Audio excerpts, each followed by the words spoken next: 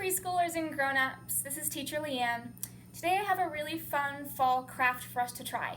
We're going to do some leaf rubbing.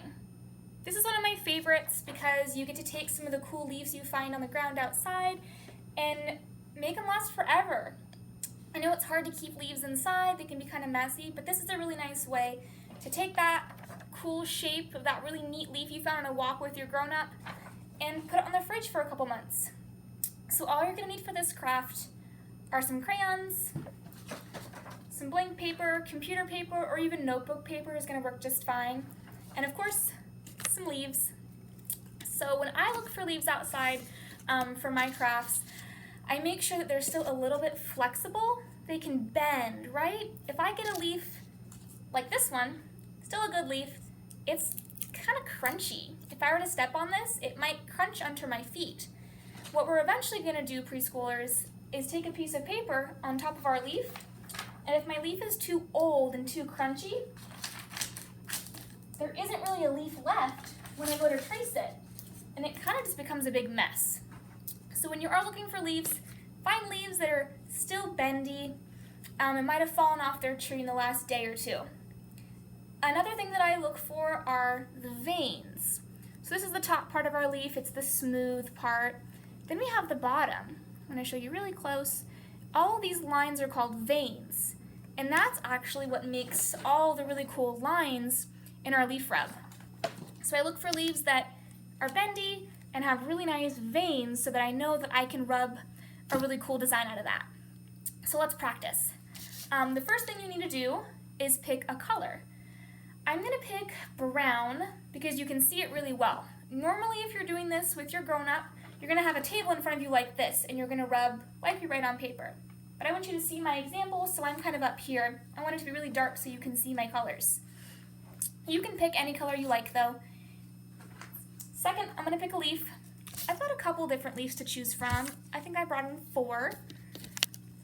So any leaves will work. I'm going to choose this bigger one here. So I'm going to place it on my table with the flat side down. So those ridges, the veins I talked to you about, are going to face towards me. So I put my leaf down flat, my veins face up, I have my color, and I'm going to take my paper and put it right on top. You're going to want to have one hand that holds your paper in place. Otherwise, your leaf's going to move around a bunch, and it'll still look cool, it just won't look like your leaf. So I'm going to take my crayon, and I'm going to color or rub on the side of it. Not the point like we do when we're coloring, but the side right here. So I'm going to take it and I'm going to rub back and forth just like this. Oh wow, do you see what's already showing up? The top of my leaf's right there. Okay, I have the sides. And preschoolers, you'll probably find when you're doing this that your hand holding your leaf down, this hand right here, might get in the way. So you're going to have to move it so you can keep coloring. What I do when that happens, I take my crayon hand, I put it on top of my leaf so it stays in place, and I can move my hand on top so that I can keep coloring. Still using the side of my crayon, right? Still the side. I'm going to keep rubbing until I have that whole leaf on my paper.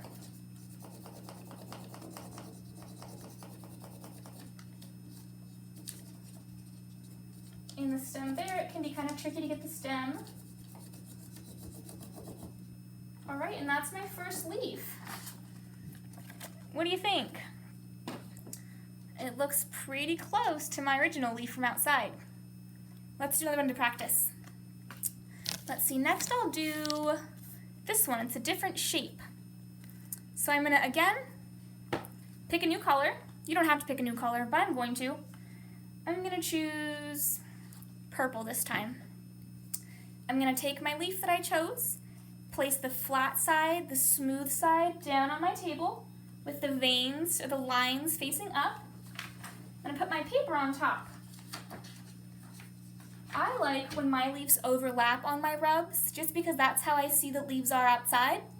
They never just fall in their own pile, they're always kind of on top of each other.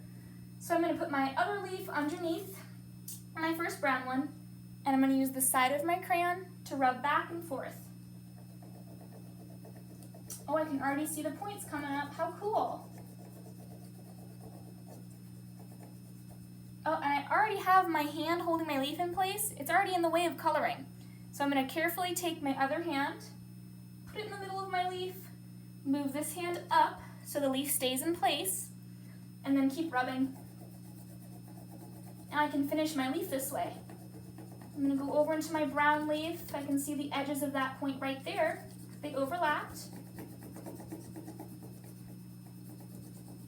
And finish that out.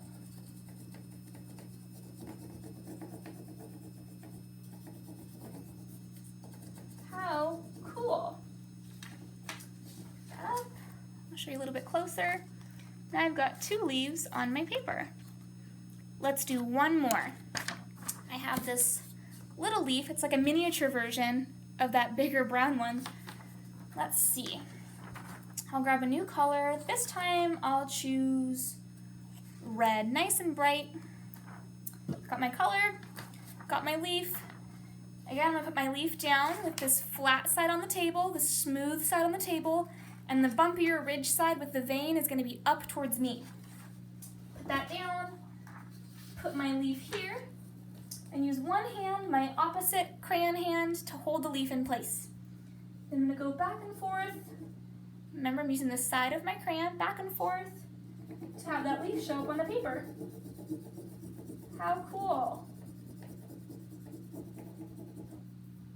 I need to move my hand just then, so I use this hand to keep the leaf in place, and I move my other hand on top. That way my leaf didn't move too much and I can finish coloring.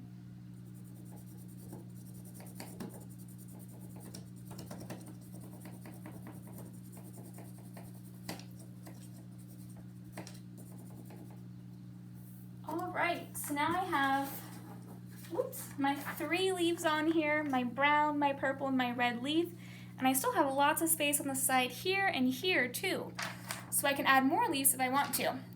So you can try this with 1 leaf or 5 leaves, up to you. Just find ones that are still a little bit flexible, a little bit bendy, that you think just look really cool. And you want to keep, once fall's gone, all of our leaves blow away. Anyway, I hope you enjoyed this and you can try it out with your grown-up really soon. I can't wait to see all the pictures of all the finished leaf rubbings that you do. Have a great day, guys. I'll talk to you soon. Bye-bye.